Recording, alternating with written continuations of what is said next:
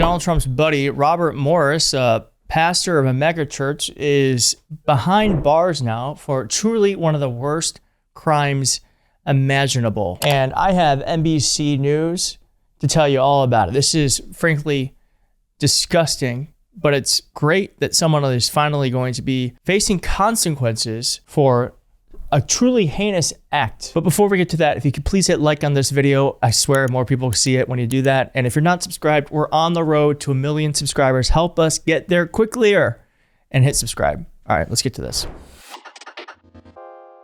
Thank you, Jesus, for the man who once led one of the largest congregations in America. Today, walking into an Oklahoma courthouse, pleading guilty to sexually abusing an underage girl. This has taken my entire lifetime to get here. That girl was Cindy Clemishire, now 55. Inside the courtroom, delivering a message to her abuser through tears, as Gateway Church founder Robert Morris admitted to 5 felony counts of lewd or indecent acts with a child in the 80s. People need to know who he is, that he came into our home as a pedophile, disguised as a preacher. The abuse began on Christmas night in 1982, Cindy says, when she was 12 and Morris 21. It continued for years. A secret Cindy kept until 1987, when she told her parents and church leaders, and for the first time last year, shared publicly. He started by touching my breast and putting his hands in my pants. Decades passed. Morris grew into an evangelical powerhouse, even serving on President Trump's spiritual advisory council, at times alluding to past transgressions in his sermons. Sexual temptation is an appetite of the flesh, and I developed an appetite before I was saved. His sins that NBC News reported on last year, now officially crimes. Morris handed a 10-year sentence, though he will only serve 6 months in a county jail as part of the negotiated plea deal. He will also have to register as a sex offender and pay $250,000 in restitution. There is hope to come out of shame and to be whole again. And that's my hope for me, my hope for other victims, and even for Robert. For this survivor, justice decades delayed, but tonight, no longer denied.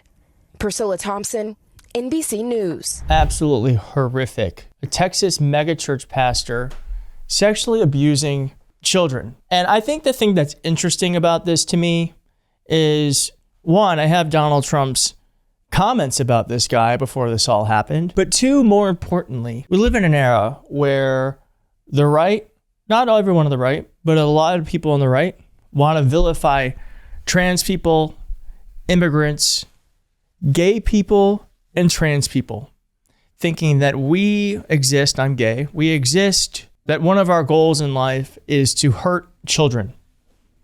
And it is just so funny to me that whenever I see these stories, it's never a trans person, it's never a Hispanic person, it's never an immigrant, it's never a gay person. It's so often, more than not, a straight white man performing these awful acts, whether it be child sexual abuse or gun violence.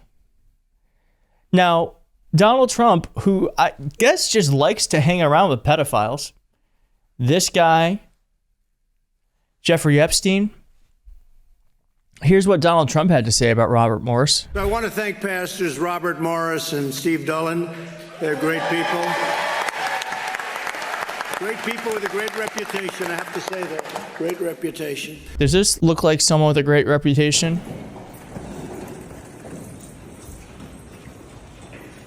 Now, he is only going to be in jail for 6 months. He got sentenced for 10 years, but he's only going to be in jail for 6 months. So we're sending people who are here legally, though they might not have citizenship.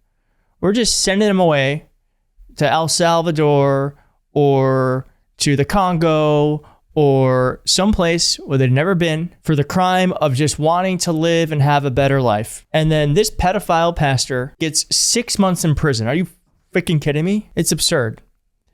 And just here's the mugshot. And again, yeah, sexually abusing a 12-year-old girl. Now, while that is happening, we have reporting here that Donald Trump, because he was elected president, because farmers thought it would be different this time, farmers are getting hurt from Donald Trump's economy. And here's one farmer's story about it. We went from 12 billion to zero. And then, as a farmer, we get up one morning and you give Argentina, which is our second biggest competition in the world. They're the largest exporters of soybean meal in the world. So I get up one morning, I turn the news on, and you give $20 billion of taxpayer money to my competition. And then the Chinese buy, I think the figure is 30 or 40 containers, ships, which is about 65,000 metric tons per ship, which is like 2.2 million bushels. So they buy 12 or 14 billion dollars worth of soybeans from the Argentinians after the tax holiday. And here's the caveat to it. They give $2.30 over the November board, while I'm getting 50 cents under the November board. We're going to plant canola this month. It's one of the few things we've found. It's moved into Arkansas. They're going to make renewable jet fuel and renewable diesel out of it. We've never raised any.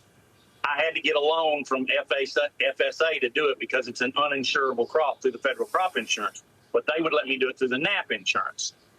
Well, I can't even get the loan for it because there's nobody at the FSA office. There's nobody at the NRCS office. We shut the government down. They all went home. How are your other farmers, for your friends, feeling? I know a lot of them are Trump supporters. Do they still feel good? Everybody's pretty nervous. Everybody's pretty scared. There's some of the older guys that, farm out of their pocket. They're like, I'm not doing this again. I'm not giving back 30 years worth of work. Everybody's scared to death. I got friends that are bankers that, will tell you the bank examiners is already telling them, look, you're going to have to deal with these guys because their equipment's not going to be worth as much. Their land's not going to be worth as much. I mean, this is exactly like the movie from the 80s with Sam Shepard and Jessica Lange Country. That's what's going to go down. They're going to sell people out. Scott, meet Senator Tester. Hello, How you Senator. doing, Scott? I talked to your office several times. When me and you was beating the drum pretty hard trying to get the Livestock Transparency Act passed. Thank you for everything you've done for us. There are thousands of farmers just like Scott out there. And the reason they're in the situation they are is because of bad political decisions. These tariffs have destroyed the markets for farmers across the board. Family farmers. It's going to create more consolidation, and it's going to raise hell with their food security in this country if something doesn't change.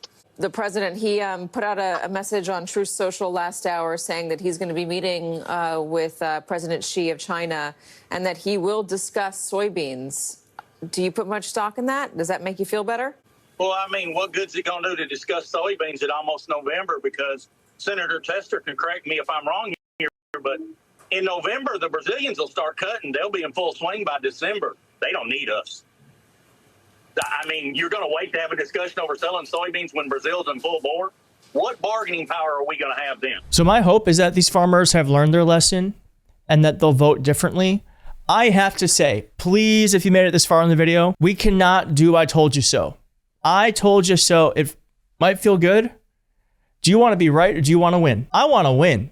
We can talk about how we were right here, but saying I told you so and what did you expect and blah, blah, blah, blah isn't going to help folks like this who got duped and who voted for the wrong reasons, for the wrong guy. It isn't going to help us win them over to our side. So I do think we have to be a little bit magnanimous around this stuff. And I hope you can do that with me because I want to say, well, what the fuck did you expect, buddy? But that isn't going to help us win the next election. So I invite you to say, I'm so sorry you got tricked and you're getting hurt. We can do things differently next time or something. I have to say, though, one of the reasons why this is happening is because of reporters like this. We know that Donald Trump knew what Project 2025 is, but if you would have listened to Norah O'Donnell, she would have been like, you would have thought he had nothing to do with it. No, that Donald Trump has disavowed Project 2025. He says that is not his campaign plan. As you know. Yeah, Donald Trump, who is never lied before in his life. Anyways, so two things have to happen. One, we got to reach out to the folks who are getting hurt by Trump and who might do some things differently next time. Two, reporters got to stop being stenographers. Have to start actually putting things into context. Because she could have said Donald Trump, who has lied all the time, has said this or whatever. All right. But thank you for watching. If you like this video, please hit like on the video. If you're not subscribed, please consider subscribing, and I'll see you next time.